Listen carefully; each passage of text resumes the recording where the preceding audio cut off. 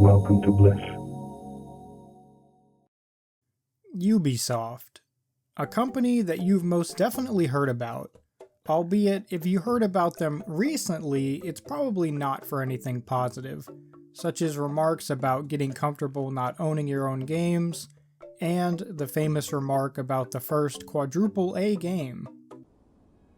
What? Now, Ubisoft owns a lot of great franchises like Far Cry, Assassin's Creed, Splinter Cell, Watch Dogs, Ghost Recon, The Division, Rainbow Six, and so on and so forth. But, like many other gaming companies in this day and age, Ubisoft has managed to milk pretty much every franchise they own into oblivion, taking something that was once full of innovation and fun, and reducing it into tedium and controversy. So, what do you do when you've shed all creativity and goodwill with your fan base, and haven't been able to sell titles like you used to? You make a free-to-play title, and you call it a Ubisoft original, like that statement carries any weight at all. Which brings us to XDefiant. What is XDefiant? How has it changed since the beta? And is it as fun as I remember it being during the beta? Well, don't you worry, because all these questions and more will be answered in today's video, the XDefiant Experience.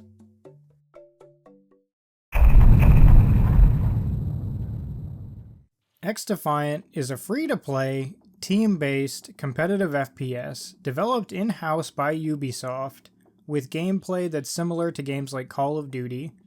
But the difference here is that you have different factions to choose from, and each faction has their own unique ability and ultimate moves.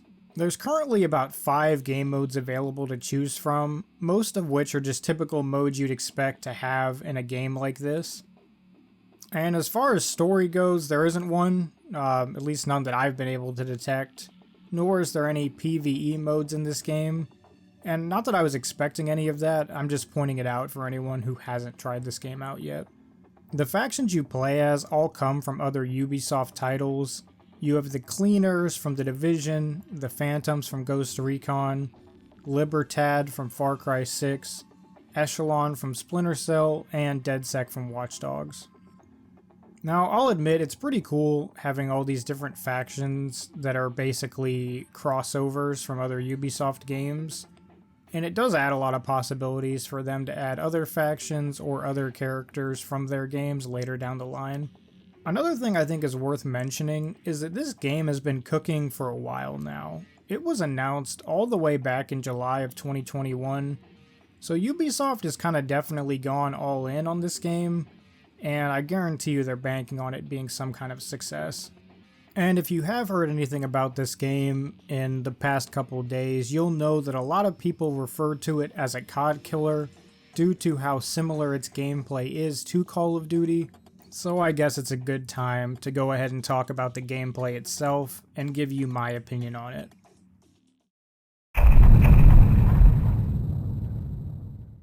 So now that we're talking about the gameplay, I'm just going to go ahead and be blunt here and say that for the most part, I do actually enjoy this game, and I agree with what people are currently saying, that it feels and plays very similar to classic era of COD, like that Black Ops 1 through Call of Duty Ghosts era.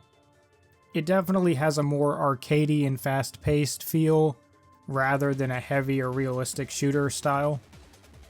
But I would also say that because it has a variety of different factions, and each faction having their own abilities, ultimates, and passive buffs, paired with its fast gameplay, almost makes it feel like a hero shooter light, if that makes sense. Like if you took Overwatch 2, and you basically made the time to kill about 4 or 5 seconds, that's basically how this game feels sometimes.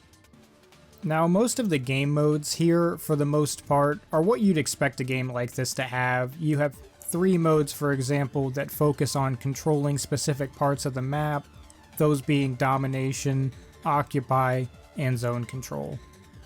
And then the 4th mode you have is Hotshot, which I'm not gonna lie, it's basically just kill confirmed with a little bit of tweaks.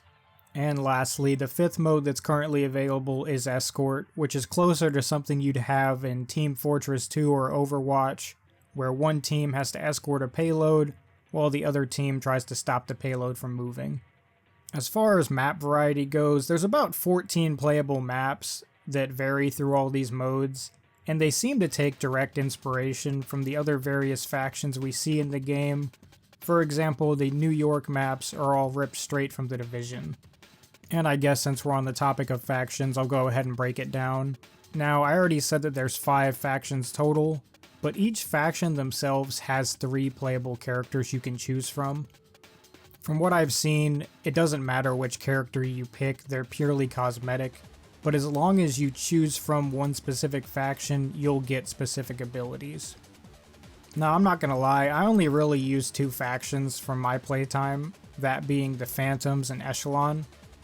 Now, before I go ahead and continue to talk about factions, I'm just gonna break down how the Phantoms work as an example to kind of get you more familiar with the reason why I mainly played them in particular. The Phantom's passive ability is that they're more armored up, so immediately if you're playing a Phantom, you already have an advantage, because enemies are gonna have to shoot you longer to be able to kill you. The main ability of a Phantom is that they have 2 forms of shield, one being a riot shield that I didn't really use, but the second one is a mag shield, which I basically just point and shoot, and it drops a blue shield out of the ground that sprouts up, and while I'm hiding behind that portable cover, enemies obviously can't shoot me, but I can shoot through that cover to kill enemies, so of course that's going to be overpowered. And then for the Phantom's ultimate ability, it shoots like a bubble shield that basically follows you as you move, and enemies can't shoot through that shield, but they can walk through it. So if they walk through it, you also have like a cannon or a shotgun or something that pretty much one-hit kills them, making that a pretty overpowered faction altogether. I don't know why this just now came to me, but I'm basically just saying that the Phantoms are the tank class. That's all they are. They're the tank class of the game. And that's basically how all the factions are. Like, each that have their own strengths and weaknesses that kind of just go in line with how you want to play. If I didn't want to play tanky, I would choose Echelon because they have a more stealthy oriented class to where one ability just makes you straight up invisible for a certain amount of time, and the other ability basically sonars through walls to where you can see enemy locations. They're highlighted in like red, but the catch is it's only for like 5 or 6 feet.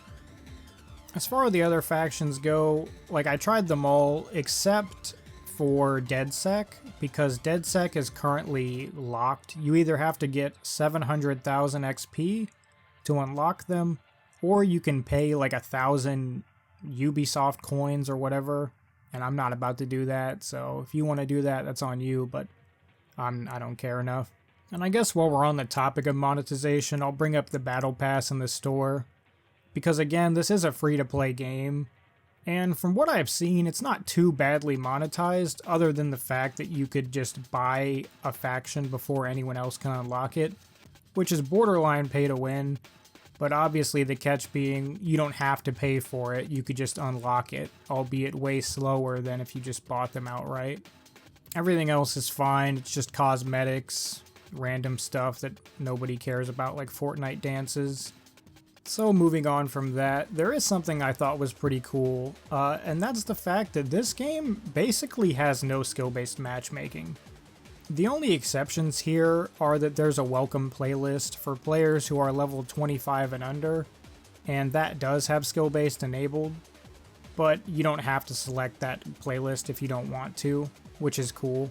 There's also a ranked mode out there for those of you that do enjoy that type of gameplay. So that's pretty great that they did include that if you like that. Again, it's just nice that a shooter releasing in this day and age has the common sense to not force you to go peer-to-peer, and instead allows you to choose if you want to do that yourself. XDefiant also has a setting called input-based matchmaking, which I've never heard of until now, but basically how it works is if you're playing with a controller, and you only want to go against other players who are also using a controller, you can turn that setting on. Versus if it's off, you can go against people who are playing on keyboard and mouse and things like that.